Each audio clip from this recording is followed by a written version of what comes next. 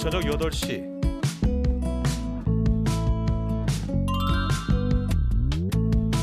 여덟 평의 조그마한 이 공간에 특별한 사람들이 찾아온다.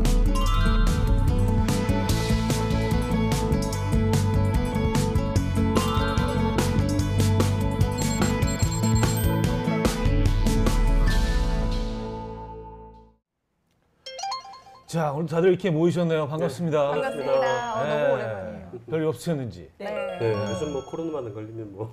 맞아요. 아, 그러니까요. 지금 학교에서 아이들이 네. 그 학교에서 그 자가진단 키트를 무료로 나눠주고 있거든요. 그래서 네, 그 네, 일주일에 맞아요. 2번씩 해야 된다 그래가지고 네. 요즘 맨날 코 찌르고 있는. 그게 애들도 조금씩 익숙해지더라고요. 근데 익숙해도 싫어하는 건 싫어해요. 싫어하죠. 네. 네. 근데 박사님 또 이발을 하셨어요. 네. 아주 깔끔하게. 가끔씩은 잘라줘요. 서운하세요. 제 의지와 상관없이 항상 자르게 되어 있습니다. 아들 셋 데리고 네, 가셔서. 같이 갈 때. 네. 아, 그리고 오늘 그 우리 알바가 출근 네. 세 번째 날인데 맞아요. 아, 알바 잘 뽑았다고 아주 주변에서 난리가 났습니다. 거기다가 고급 구체적으로, 인력으로. 네. 네네네. 너무 고급 인력을 저임금으로 부리시는 건 아니시죠? 좀 마음이 아픕니다. 근데 버짓이 있어서 아직까지는, 아니 구체적으로 좀 어떤 칭찬을 하시던가요? 상당히 지적이다. 상당히 네. 지적이다. 그리고 미모까지 견디를 했다. 그리고 금방 생각하시는 것 같아요. 그러니까요. 지금 억지로 막 급하게 떠올리시는 것 같아요. 원래 이게 거짓말할 때 눈이 오른쪽 위로 올라가려고 하는데 그리고 뭐 저 정도 YTN의 간판 앵커께서 거짓말은 아닌데 미리 생각하신 건 아닌 것 네. 같아요. 아주 즉흥적이긴 해. 자, 근데 최근에 뭐 지난 2월이었죠. 우크라이나에 대한 그 디도스 공격이 여러 차례 있었습니다. 그 배우가 누군지 우리가 대충 짐작을 할 수 있는데, 그래서 뭐 정부기관, 은행, 국방부 등이 이제 막 뚫리면서 그 위협에 대한 뭔가 좀 준비를 해야 되지 않을까, 뭐 이런 목소리들이 커지고 있습니다. 그래서 사실 이게 남의 얘기가 아니잖아요, 그렇죠? 현실이기도 하고. 그래서 오늘은 해킹 그리고 보안에 대해서 좀 얘기를 해보려고 합니다. 좀 무거운 주제이긴 한데, 네. 점점 얘기가 어려워지는 것 어려워져요. 그러니까요. 아니 앞으로 저를 지적이라고 칭찬을 하셨는데 오늘 다 탄론하게 생겼네요. 아마 활발하게 참여해 주셔야 돼요. 네, 그러니까요. 저는 거의 이쪽 분야는 바보기 때문에 우리가 저도란 말이에요, 사장님. 지금 배워가려고. 사실 저도 저도 마찬가지예요. 저희도 마찬가지예요. 에이, 정말. 아니 저도 과학, 기계치라서 네. 그 과학자들은 자기 분야만 아는 거지 사실 다른 네. 분야는 전혀 모르잖아요. 네. 그래서 네. 그럼 오늘 사실 질문을 굉장히 많이 할 것 같아요. 네. 저는 제 분야도 잘 몰라요. 자, 그래서 오늘 정말 이 분야에서 전문가 한 분을 모시고 저희가 좀 배워보도록 하겠습니다. 좋습니다.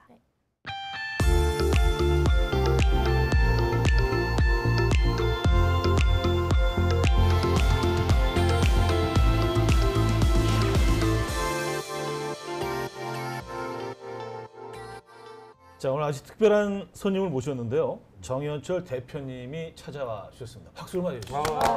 환영합니다. 본인 소개 좀 부탁드립니다. 생활 밀착형 어떤 네. 보안을 하고 있는 이제 IoT 보안 전문 기업인 노루마를 운영하고 있는 정현철이라고 합니다. 사장님. 네. 네. 계시죠? 네네. CEO. 아니에요. 네. 저도 여기서 CEO. 네, 맞습니다. 네, 하고 있는데 그래서 오늘 정말 낯설기도 하고 그래서 오늘 그 많은 질문을 드려야 될 것 같습니다. 네. 활발한 활약 좀 부탁드립니다. 생활 밀착형이 무슨 어떤 의미로 중국이라든지 뭐 싱가포르 이런 데 가보시면 대단지 아파트들은 굉장히 많이 있는데 이런 곳에서는 저희는 익숙하게 보이는 월패드라든지 아니면 주차 관리 시스템 이런 것들이 연동되어 있는 곳은 없습니다. 그러니까 그러네요, 진짜. 그러니까 시스템이 잘 돼 있어서 시스템이 잘돼 해킹도 잘 있으니까. 당하는 거죠. 그렇죠. 네. 예, 안 맞습니다. 깔리는 데는 해킹을 할 수가 없죠. 특히 한국에서는 우리 생활에서 일어나는 일들이 굉장히 많아지고 있습니다.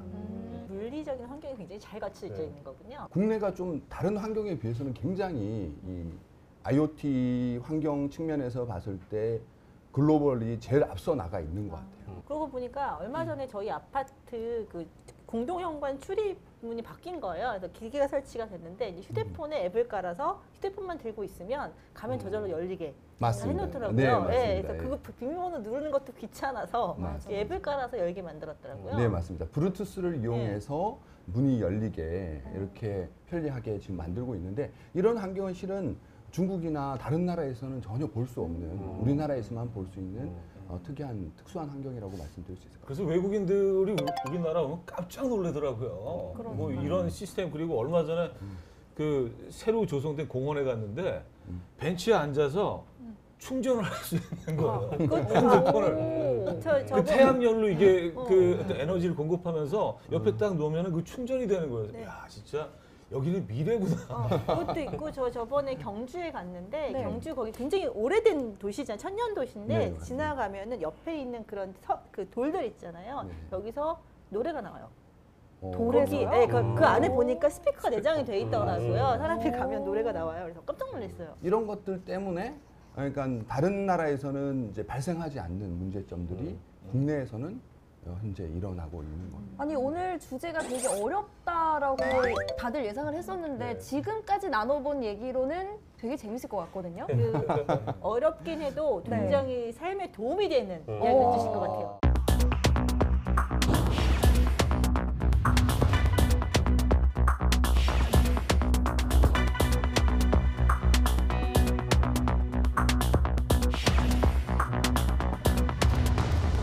인터넷 오브 띵스 줄여서 이제 IoT인데요. 인터넷을 기반으로 사물을 뭐 연결한다 뭐 이런 뜻이죠.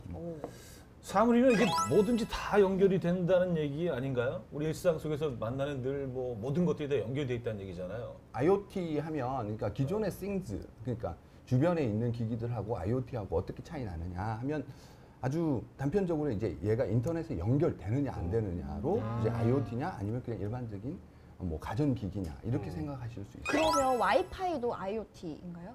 와이파이는 일반적인 things를 IoT로 만드는 연결고리인 거죠.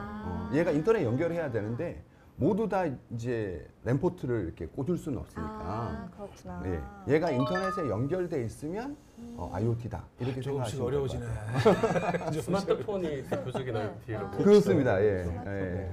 지금 쓰시는 이 저희 요것도 알고. 이번에 이사하면서 세탁기, 건조기 뭐 맞습니다. 스타일러를 드렸는데 네. 그걸 앱으로 조정할 수 있더라고요. 맞습니다. 그래서 네, 맞습니다. 집에 들어가기 전에 네. 건조가 끝날 수 있도록 이렇게 조정할 수 있고 그다음에 뭐 프로그램도 보면은 원래 내장되어 있는 프로그램이 아닌 다른 기능을 다운받아 쓸 수도 있는데 이것도 그렇죠. 지금 IoT 기술이 적용이 된 거죠. 그렇죠. 네, 그게 일반적인 그냥 세탁기, 냉장고인데 이게 인터넷과 연결돼 있다. 이러면 IoT다. 이렇게 쉽게 생각하시면 될 것 그러다 같습니다. 보니까 이게 이제 그 한 회사 가전제품 회사 거를 쓰면 한 가지 앱으로 다 이렇게 접속이 되잖아요. 네. 그러다 보니까 자꾸 그 회사 제품만 사게 되더라고요. 맞습니다. 그러니까요. 그래서 이것도 일종의 사과사 그런 핸드폰을 사면 사과사 음. 이어폰, 뭐 사과사 노트북 이렇게 네, 저희도 세트로 사야 그래서 되는 이제 맞아요. 가전제품이 엘사를 샀더니 계속해서 그걸 사게 되는 거예요. 맞아요. 아, 네. 맞습니다. 아니 그리고 근데 그 보기에도 깔맞춤하는 것처럼 또 이게 같은 회사 제품이면 그쵸? 보기도 좋아요. 예쁘죠? 색깔도 맞고. 일관성도 있고. 예. 아니 그리고 사물 인터넷을 모든 가전기기들이 다 연결이 되어 있으면 저같이 좀 건망증이 심한 사람들은 밖에서도 이게 통제가 가능하니까 오늘 보일러 켜놓고 나온 것 같은데 하면 밖에서도 끌 수 있고 이런 점들이 되게 편리할 것 같아요. 맞습니다. 네. 저기 여기가 서대문구잖아요. 네. 서대문구에 스마트 쓰레기통이 있어요. 아, 스마트 쓰레기통 쓰레기통 뭐예요? 뭐예요? 쓰레기통이 네. 인터넷하고 연결되어서 네.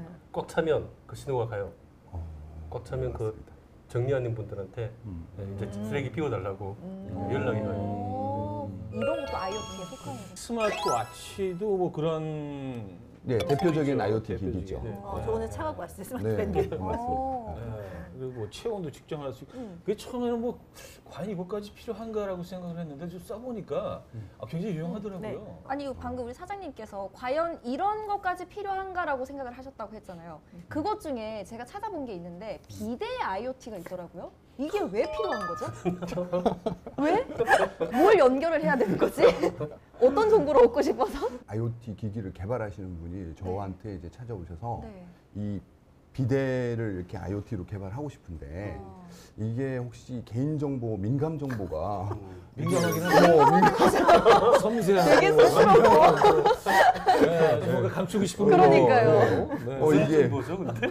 아니, 어떤 정보가 필요한 거예요? 그게 건강하고 직접적인 관련이 있다라는 예, 그것 때문에 실은 유치원의 아이들이나 이렇게 자기에 대해서 건강에 대해서 체크할 수 없는 친구들한테 이걸 통해서 원격에서 확인하고 뭔가 치료한다든지 뭐 이런 부분들을. 근데 이 정보가 나가면 어떡하냐? 그쵸. 이건 너무 민감하다. 그래서 여기에 보안을 적용할 수 있는 방법이 없을까요? 라는 문의를 저는 거의 10년 정도 전에 문의를 저는 들었었어요. 얼마 전에 이제 PT를 시작을 해서 이제 새로 등록해서 갔는데 거기 러닝머신에 그게 있더라고요. 러닝머신 딱 들어가면 월패드가 있고요. 거기에 비밀번호로 치면 제 정보가 다 떠요.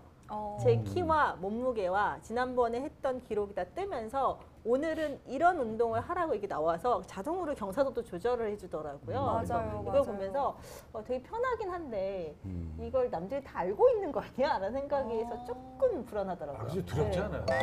그리고 모든 내 정보들이 사물과 다 연결돼 있다고 하면은 그저 위험하지 않을까요? 너무 많은 것들이 노출될 수 있는 위험에도 또 얘기를 나눠보니까 진짜 우리 주변에 IoT 기기들이 정말 많이 있구나라는 생각이 드는데요. 네네. 현재 전 세계에서 사용되고 있는 IoT 기기들이 300억 개가 넘는다고 해요. 그리고 2025년에는 300억 개의 2배 이상이 늘어날 것이다. 이렇게 예측이 된다고도 하는데 지금 전 세계 인구가 한 몇 명 정도 되죠? 78억?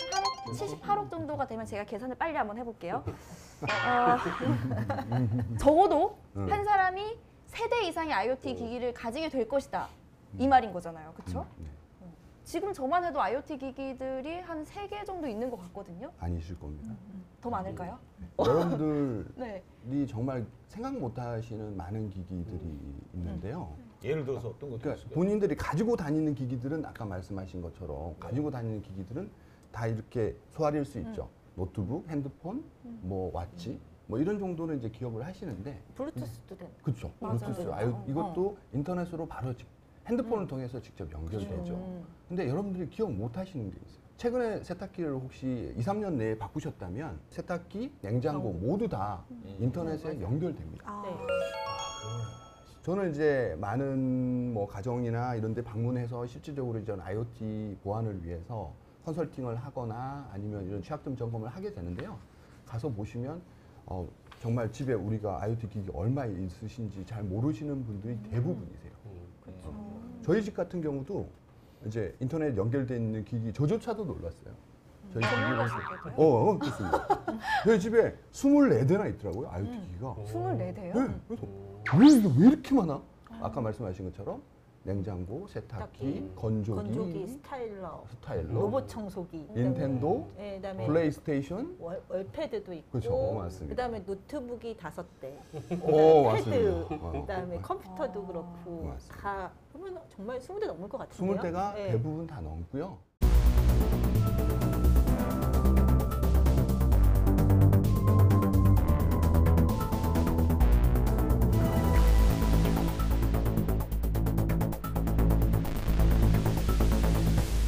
국내 한 보안업체가 2022년 5대 사이버 보안 위협을 꼽았는데 그게 바로 IoT 환경을 노린 해킹 범죄였다고 해요. 네. 이게 모든 사물들이 다 연결된 시대에 살고 있다 보니까 이 안에서 해킹이 일어난다면 이거 정말 어마어마하게 큰 범죄로 일어날 것 같기도 해요. 사회 혼란이 일어날 것 같기도 합니다. 대표님 집에는 지금 24가지가 있다 그랬는데 그 24가지가 해킹이 되면은 집이 완전히 뭐 날아가는 거 아닙니까? 한꺼번에? 네. 여기서 조금 분명하게 말씀을 드리고 싶은 거 한 가지는 이제 염려하시는 것만큼 또 어마어마한 피해는 없다. 그러니까 우리가 보통 뭐 집을 폭파시키거나 뭐 이럴 수 있는 건 아니냐. 네. 아니면은 지금 분노의 질주에 나오는 것처럼 정말 자동차를 해킹해서 원격에서 컨트롤할 수 있는 거는 아, 아닌가. 그쵸, 그쵸. 근데 우리 집에 문을 열 수는 있어요. 도어락을 열 수는 있습니다. 네. 그리고 아까 말씀드린 것처럼 외부에서 에어컨을 가동시키거나 건조기를 가동시킬 수 있어요. 그건 집안일을 도와주는 건가요?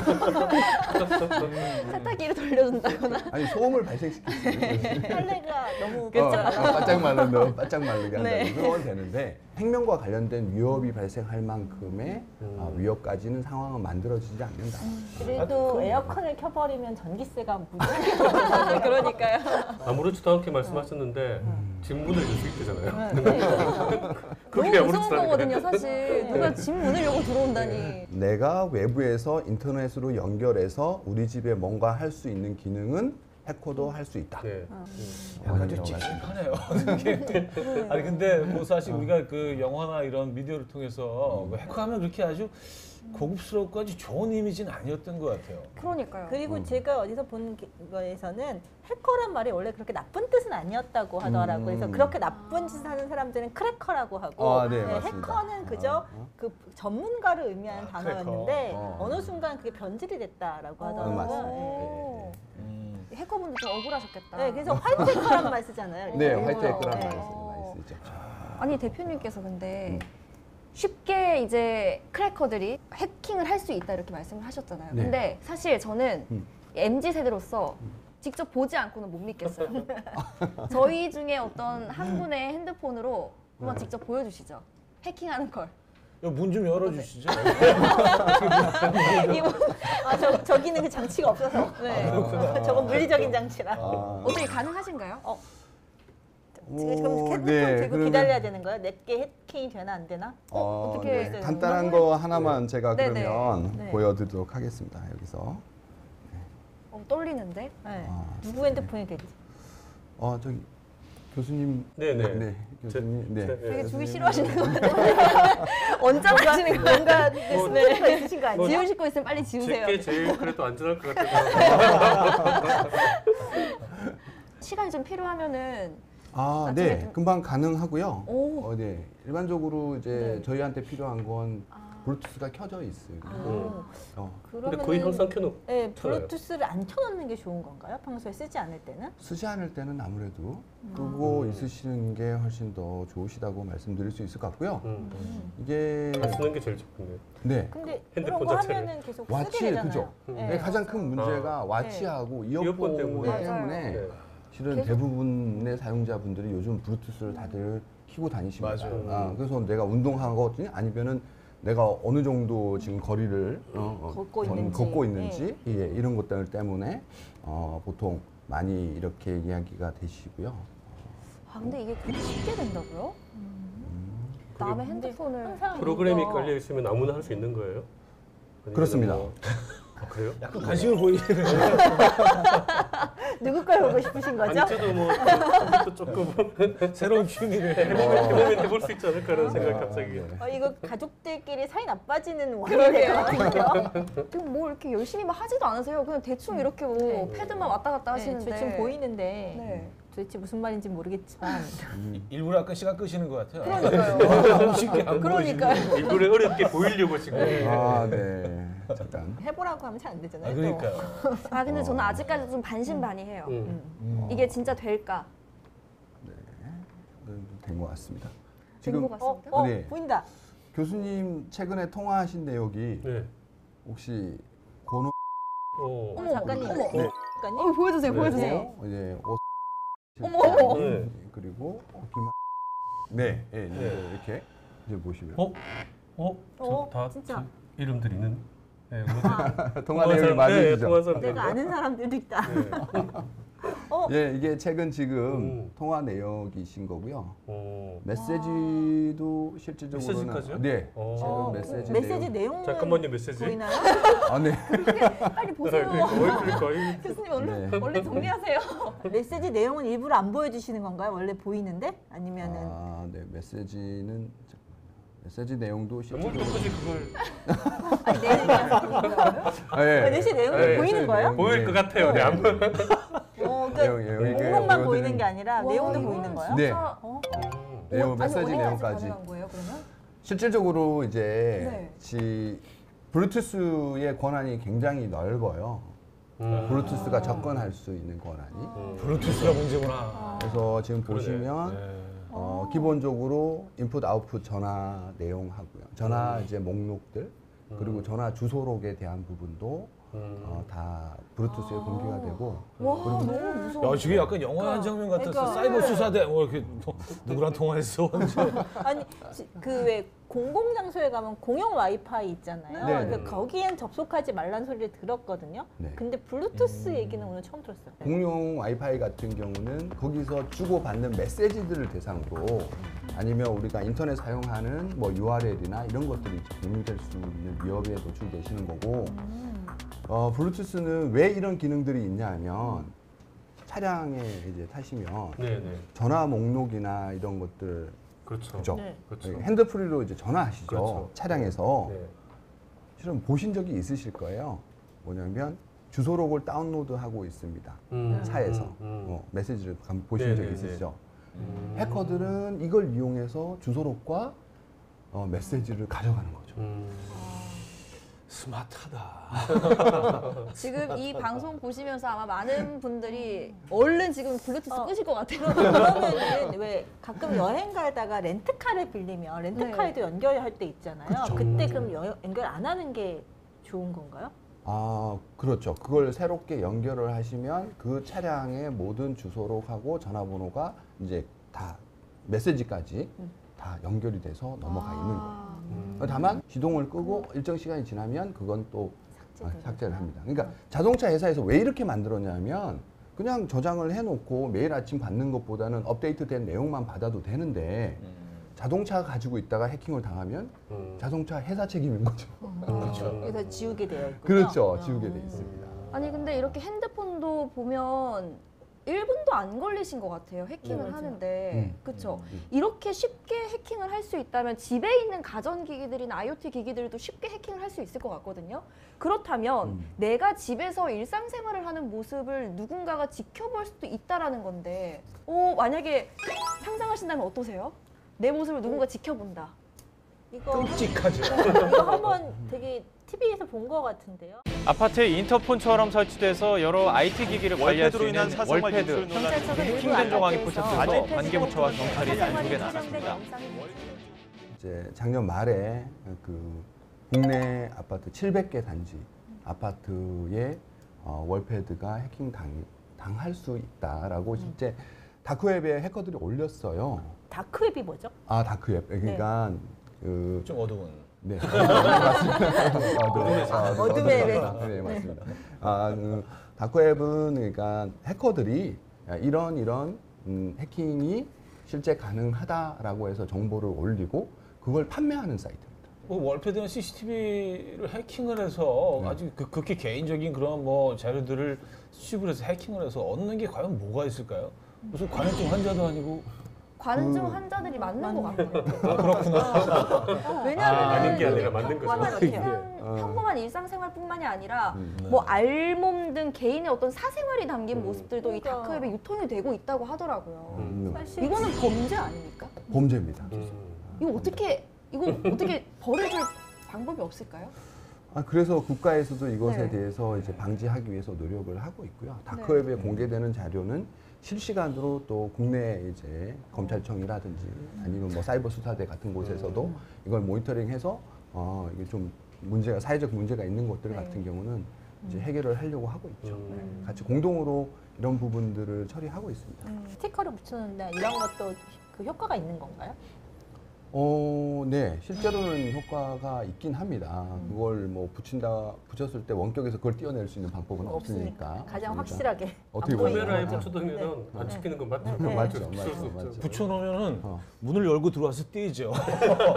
문을 열 수가 있으니까. 근데 되게 그런 게 사실 그게 카메라가 있는 이유가 외부에서 내가 집안 상태를 보기 위해서 설치를 해놓은 건데 그렇죠. 거기다가 스티커를 붙여놓으면 사실 나도 못 쓰는 거잖아요. 네, 맞아요. 그러니까 네. 이게 좀 아, 애매하더라고요. 그러네. 이걸 붙여있나 말아야 근데 이제 걱정이 되니까 일단 붙여는 놨는데 네. 그럼 나도 이걸 못 쓰는데 이게 있을 필요가 뭐가 있을까라는 생각이 좀 들더라고요. 이게 그 해킹이 가능해지면서 우리가 알고 있던 아주 고전적인 범죄의 범위를 확 넘어서 이게 어마어마한 것들에 노출될 수 있기 때문에 야, 이게 좀 걱정되기도 하는데. 네. 그 친구들도 뭐 아주 강력하게 뭐 이런 것들을 어마어마하게 돈을 주고 팔겠다 이런 것보다는 대부분 어떻게 출발하냐면 내 재밌는 사실을 알게 됐는데 이 서비스 주체한테 보통 이걸 알려드리거나 아니면은 야, 이런 게 있는데 너희가 보완하는 게 어떨까라고 했을 때 이 친구 보통 그런 것에 대해서 어느 정도 잘 대응을 해주거나 이러면은 거기서 끝나요. 근데 뭐 이런 거에 대해서 메일을 보내주거나 했는데 아무 반응이 없는 거야. 심하게 이러면서 알려줬는데 내가 선의를 알려줬는데 네. 내 선의를 요즘은 그 반려동물 때문에 집안에 CCTV 많이 설치하잖아요. 맞아요. 네. 맞아요. 그것도 다 해킹 그- 되는 거죠. 가장 문제가 됐던 게 그런 원격의 네, 네. CCTV 카메라들이 이제 아주 오래 전부터 굉장히 많이 문제가 되고 있고요. 그래서 실제 이런 CCTV 불법 카메라 이런 것 때문에 국내에서도 구속되는 사람만 1년에 200명 정도 합니다. 맞네. 그 스티커를 붙이는 거 말고도 또 팁이 있을까요? 우리가 간편하게 좀 실생활 속에서 궁금해요. 실천할 수 있는. 지금 최근에 나오고 있는 모든 해킹 기술들이 대부분 어떤 식을 쓰냐면 다운그레이드라는 거를 많이 씁니다. 다운그레이드? 다운그레이드 무슨 말이냐면 우리가 윈도우가 1.0, 2.0, 3.0 이렇게 올라가지 않습니까? 버전업이 계속되면서 보안 기능들이 계속 업그레이드 되고 있어요. 이게 윈도우만 그런 게 아니고 모든 가전기기들은 다 펌웨어라는 것이 있고 그것이 계속 업그레이드 되어 가고 있거든요. 이렇게 해서 업그레이드 되면서 보안 기능도 계속 올라가고 있는 거예요. 실질적으로는. 근데 해커들은 어떤 식으로 하냐면 2.0을 업그레이드 하는데 1.0이 되는 거예요. 다운그레이드. 그러니까 계단을 막 올라가면서 보안 기능이 점점 올라가고 있는데 이걸 밑으로 다시 내리는 거죠. 그런 다음에 해킹을 합니다.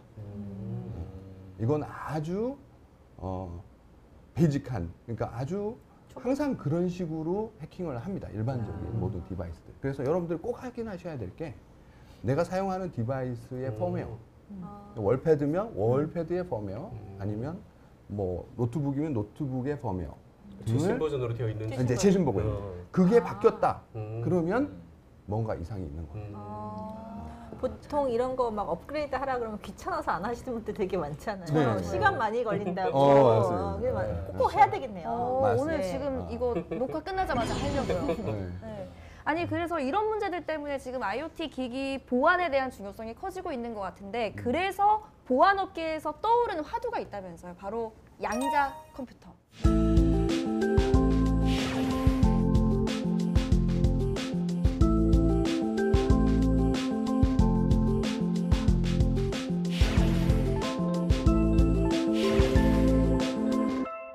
이 양자 컴퓨터의 등장인데 이름부터가 지금 굉장히 낯설어요. 저는 이게 양자. 슈퍼컴퓨터인가 뭐 비슷한 건가요? 뭐 어떻게 되는 건가요?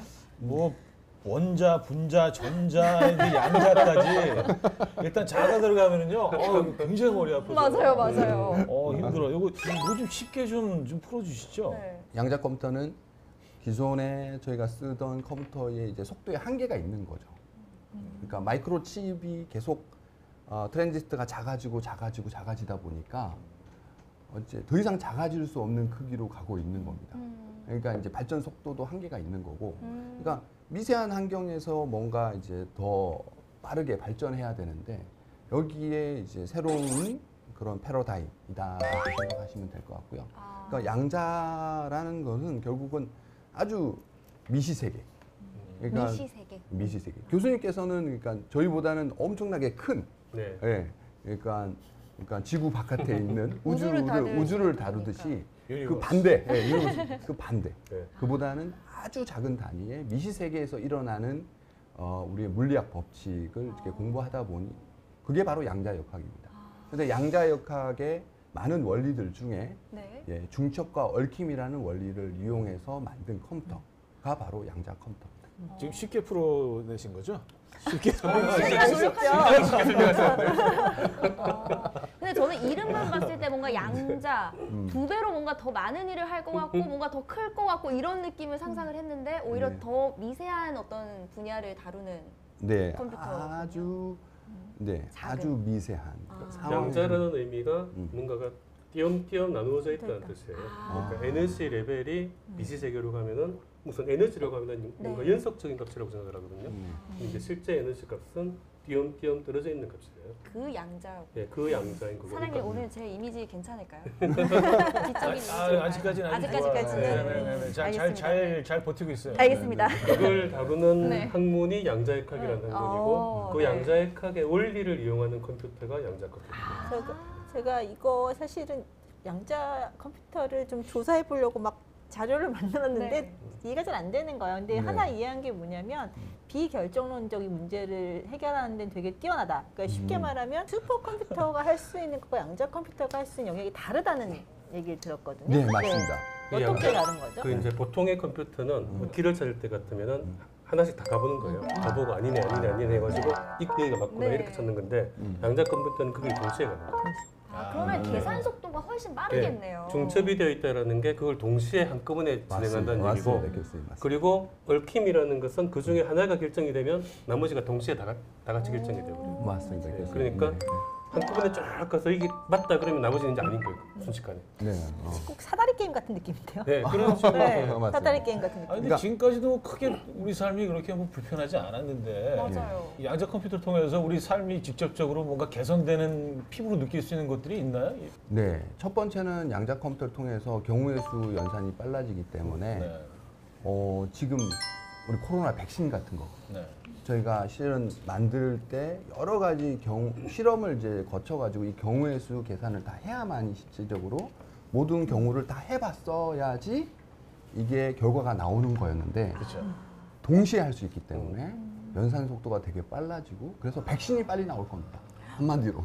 그 일기예보 같은 경우에 사실 그 기상현상이 굉장히 복잡계라서 그렇죠. 변수가 굉장히 많잖아요. 이것들을 한꺼번에 계산하는데도 굉장히 도움이 되겠네요. 그렇습니다. 날씨 예측이나 자연 현상에 대한 예측 그리고 여러 가지를 동시에 원래 인간이 이제 컴퓨터보다 좀 더 뛰어나다고 했던 분야에 대해서 실은 AI나 컴퓨터 시뮬레이션이나 이런 쪽에서 훨씬 더 어떻게 보면 인간보다 더 뛰어난 연산이 가능할 것이다 이렇게 보고 있습니다. 근데 우리 이광환 교수님께서 왜 이렇게 앞으로 나와 계시는지 아세요?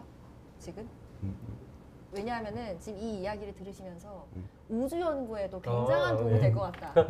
지금 매력을 느끼고 계셨죠? 아, 네네. 네네. 그럼요. 어떠신가요? 좀 도움이 될 것 같지 않으세요? 네, 사실 네. 그 이제 양자 컴퓨터가 제일 잘하는 게 계산이잖아요. 그쵸. 말 그대로 여러 가지 계산해야 되는 걸 동시에 계산해 버리기 때문에. 근데 이제 그 천문학에서 굉장히 많이 쓰는 것 중에 하나가 시뮬레이션이에요. 맞습니다. 그러니까 별들을 예를 들어서 이제 한 우주에 있는 어떤 별들의 집단이 어떻게 움직이는지를 보려면은 그 하나하나의 점을 다 이제 실량으로 넣고 서로 간에 미치는 힘을 계산하는 거예요. 근데 이제 다 계산 일일이 하나씩 다 해야 되거든요. 하나하나씩. 그러니까 만 개가 있으면은 1대 만을 계속해야 되는 거예요. 아, 1대 엄청 만. 오래 걸리는데. 엄청나게 오랜 계산을 하는데 그 양자 컴퓨터를 쓸 수 있다면은 순식간에 할 수 있는 거죠. 오, 그러면 그렇구나. 우리가 우주의 비밀을 네. 푸는데 굉장히 큰 도움이 될 거예요. 근데 이렇게 속도가 빨라진다는 게 물론 좋은 점도 있겠지만 나쁜 점도 있을 것 같아요. 이런 경우의 수를 좀 빨리 풀 수 있다면 이게 조금 너무 사적인 예가 되진 않을까 걱정이 되긴 하는데 예를 들어 제 SNS 비밀번호를 경우의 수를 막 빠르게 풀어가지고 그걸 막 해킹을 해버리면 어떡하나라는 생각이 또 들거든요. 가능하겠죠? 네, 맞습니다. 그게 이제 가장 염려되는, 그러니까 양자 컴퓨터가 나오면 기존에 쓰고 있던 저희가 암호화 기술들, 보안 기술들이 전면적으로 이제 깨질 것이다. 라는 이제 위협이 있는 거죠. 그러니까 그 전에 저희가 이렇게 생각하시면 되죠. 저희가 비밀번호 같은 걸 누를 때 뭐 1, 2, 3, 4 한번 눌러보고 그 다음 거 누르고 이렇게 계속 이렇게 순차적으로 눌러야 되기 때문에 시간이 꽤 걸리는 거고 그것 때문에 이제 현실적으로는 깨기 어렵다. 이렇게 이야기했었는데 양자 컴퓨터는 이걸 동시에 해버리니까. 한꺼번에. 그럼 뭐 계좌번호 같은 경우도 우리 또 돈이 중요하니까. 오, 그러네. 그렇죠. 맞아요. 편하게 막 빠져나가고 마음만 먹으면 그럴 수도 있는 거 아닙니까? 그러니까 너무 저희가 위험할 것 같아요. 네, 모든 금융권이 어디 여러분들은 숨어가지고 막 그러니까요. 기자 옮겨놓고. 여러분들이 이제 인증서를 많이 써 보셨죠? 네. 공인인증서, 네. 뭐 금융인증서 이런 것들, 포탈 인증서들을 다 지금도 쓰고 계실 텐데요. 네. 이런 인증서에서 쓰고 있는 알고리즘들이 그러니까 아주 쉽게 말씀드리면 실은 소인수 분해 알고리즘입니다. 그래서 우리가 뭐 15를 소인수 분해하면 어떤 1, 15 뭐 이런 숫자들이 되죠. 근데 그런 숫자를 되게 큰 수, 뭐 1억 5천만 쭉쭉쭉쭉 되는 숫자를 소인수 분해하려면 실은 일반 컴퓨터로는 슈퍼컴퓨터나 이런 게 보통 2만 년 정도 시간이 걸린다고 합니다. 근데 이거를 이제 양자 컴퓨터가 나오면 2초 안에 가능해질 것이다. 근데 사람도 이거 하는 사람도 있잖아요. 아, 맞습니다. 네, 정말 어떻게 하는지 모르는데 하는 사람도 있잖아요. 그렇죠. 근데 숫자가 너무 네. 커지면 그것도 안 되는 거죠. 맞습니다. 예를 들어서 이제 아. 암호라는 보통 우리가 많이 요즘 쓰는 암호가 음. 소수 두 개를 곱하는 거예요. 소수라는 게 소수. 이제 그렇죠. 더 이상 소인수 분해가 되지 않는 맞습니다. 수. 맞습니다. 아까 15 같은 게 3 곱하기 5로만 되잖아요. 1, 15 빼고는 1, 15는 당이 되는 거고 그런 식으로 하면은 그 두 개의 3과 5를 찾아내야 되는 건데 우리 작은 수는 그렇게 3, 5를 쉽게 찾는데 커져버리면 못 찾는 거예요. 너무 커져버리고. 야, 오늘 오랜만에 학교에 돌아온 것 같은 느낌이 들고 그때 최신 과목이요. 그렇죠. 뭔가 계속 공부를 하고 있는 느낌이 네. 들어서 그게 저희 재밌는 게 전문학계에서 아주 몇십 년 전에 외계로 신호를 보낸 적이 있어요. 그 보낸 신호의 개수가 1679개예요. 네. 1679개인데 그걸 이제 외계에서 지적 생명체가 받으면 그걸 해석을 해야 되잖아요. 네. 이게 개수의 비밀이 있는 거예요. 1679라는 숫자가 23 곱하기 73으로만 분해가 되는 거예요. 아, 소인수 분해가 소인수 분해가 네, 그렇게 되는. 네. 그러니까 그러니까 소수로만 되는 분해가 되는 거죠. 그렇죠. 그러니까 소인수 분해라는 걸 아는 지적 생명체만이 그 암호를 풀 수가 있는 거죠. 그래서 23 곱하기 73으로 배열을 딱 하는 거죠. 이렇게 사각형으로. 23개, 73개. 그렇게 하면은 거기에 1을 새까맣게 칠하고 0을 흰색으로 두면은 그림이 쫙 나타나요.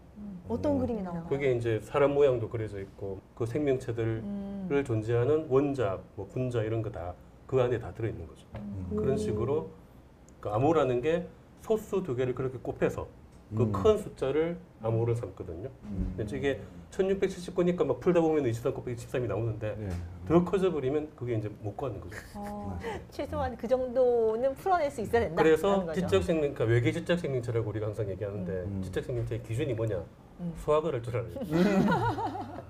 상당히 지적이에요. 저걸 과학에서 말하는 지적 생명체는 그 정도 수학- 지나가 안 됐어? 뭐야 이거?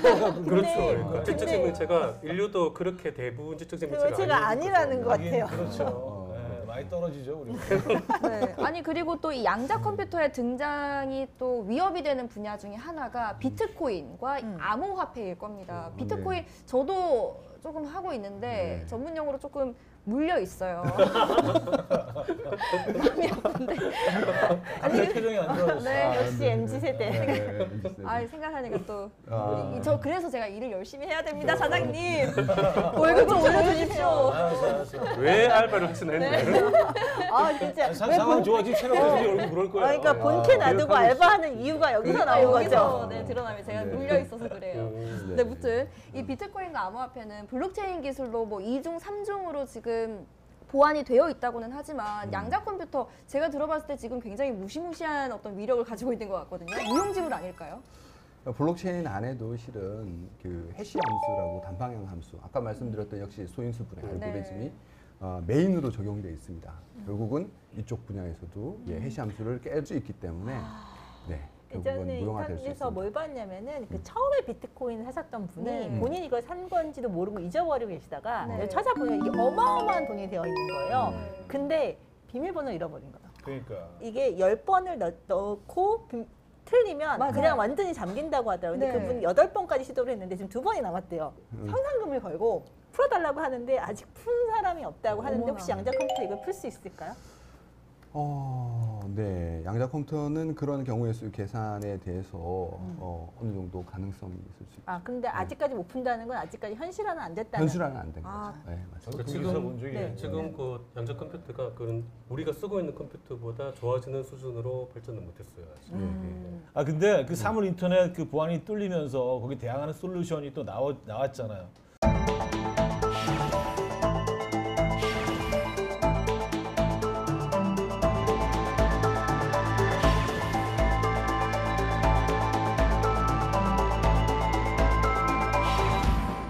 양자 컴퓨터로 인한 해킹 위협이 커진다면 여기에 대한 대책도 또 필요할 것 같은데요, 그렇죠? 그래서 양자 우위라고 우리가 이야기를 하는데요. 일반 컴퓨터보다 양자 컴퓨터가 어떤 더 높은 수준의 어떤 계산이나 이런 것들을 보여줄 수 있느냐를 이제 양자 우위가 성립되느냐를 이제 보여드리는 형태가 되는데 아직 말씀 특수 분야가 아닌 외에는 양자 우위가 발현돼 있지는 못한 상태고요. 네. 근데 이제 예측하고 있는 거는 전문가들이 예측하고 있는 거는 미국의 아이모사에서 127큐빗 양자 컴퓨터를 실은 상용화 모델을 내놨어요. 작년 11월 중순쯤에 지금 쓰고 있는 일반적인 금융 시스템이나 이런 데서 쓰고 있는 해시 함수들을 깨기 위해서는 양자 컴퓨터에서는 2000큐빗 이상의 양자 컴퓨터가 나와야지 실질적으로 가능할 것이다. 큐비트라는 게 단위인가요? 예, 그렇습니다. 아까 또 우리는 뭐 일반적인 컴퓨터는 비트 단위로 비트, 예. 비트 0과 2를 같이 연산할 수 있는 비트 단위로 이야기를 하고 있는데 큐빗이라고 해서 중첩 상태를 나타내는 그 단위입니다. 퀀텀 비트. 네, 퀀텀 비트. 0과 맞습니다. 1이 동시에 있는 거예요. 그렇습니다. 퀀텀 맞습니다. 비트. 퀀텀 비트를 이게 지금 127 큐빗 퀀텀 비트를 지금 현재 나와 있는 건 그 정도 수준이고요. 128이 아니고 127일까? 이해 배수를 가면 128이어야 될 것 같은데. 맞습니다. 예. 아마 그게 네. 했는데 하나 정도가 에러가 났을 거예요. 네, 그렇게 네. 숫자 그렇게 나옵니다. 그리고 지금 보면 2000 큐빗 이상을 예측하는 건 빠르면 네. 2022년 말 올해요? 네, 올해 말 네. 아니면 뭐 2, 3년 내외로 지금은 다들 예상을 하고 있습니다. 이 양자 컴퓨터로 인한 해킹 위협을 이제 막을 수 있는 대책으로 양자 암호라는 것도 있나요? 양자 암호는 아까 말씀하신 얽힘을 이용해서 한쪽에서 어떤 결과가 나오면 다른 곳에선 그 반대 결과가 나온다라는 네. 걸 이용하는 형태가 이제 양자 암호 형태고요. 네. 그래서 서로 실은 주고받지를 않는 거죠. 그냥 얽혀 있는 두 개를 양자를 띄워가지고 서로 가지고 계신 거예요. 그러면 이쪽에서 어떤 결과가 나오면 이쪽엔 반대 결과가 무조건 전 우주에서 이걸 동시에 확인할 수 있게끔 이렇게 되기 때문에 이걸 이용하는 이제 양자 암호라는 것도 있고요. 근데 그건 양자 기술을 이용하는 형태고 네. 뭐 현실적으로 구현하기는 그렇게 쉽지 않은 상황입니다. 지금 현재.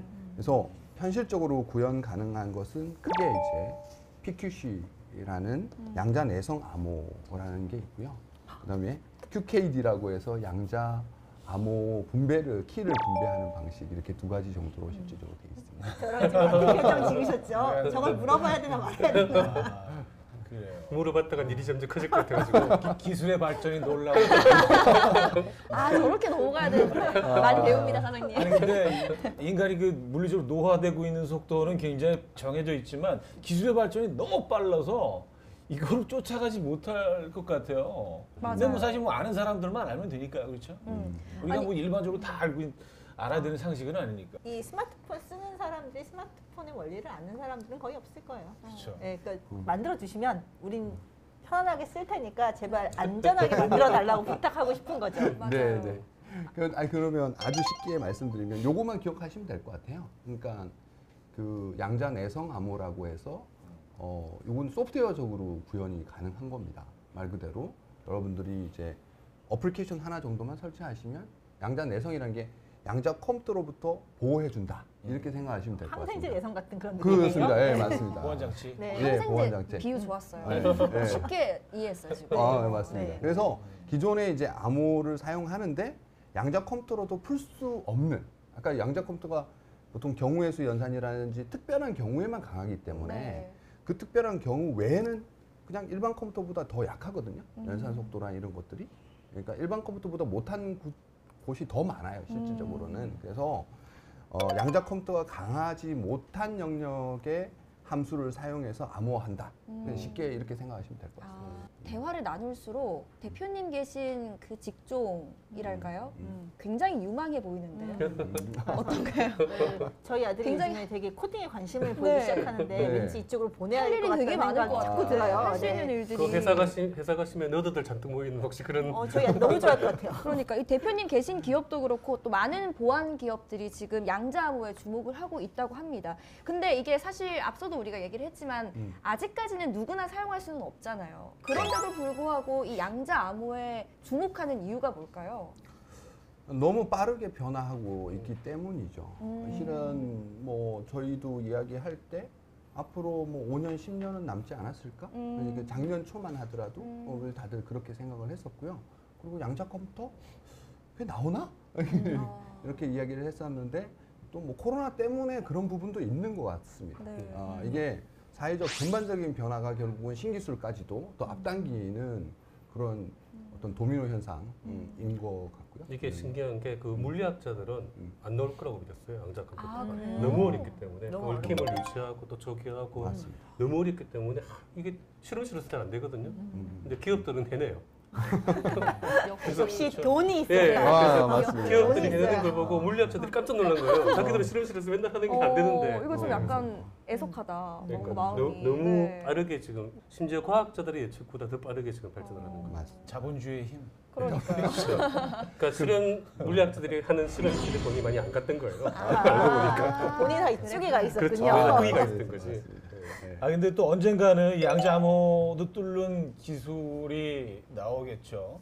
아직 양자 컴퓨터가 나온 상황이 아니기 때문에 네, 너무 앞서갔나? 네, 양자 컴퓨터를 일단은 일단 만들고 그다음에 만들고, 생각해보고. 만들고. 네. 아, 이거 그 질문이 있어서 저도 이거 할까 말까. 근데 그럴 수는 있어요.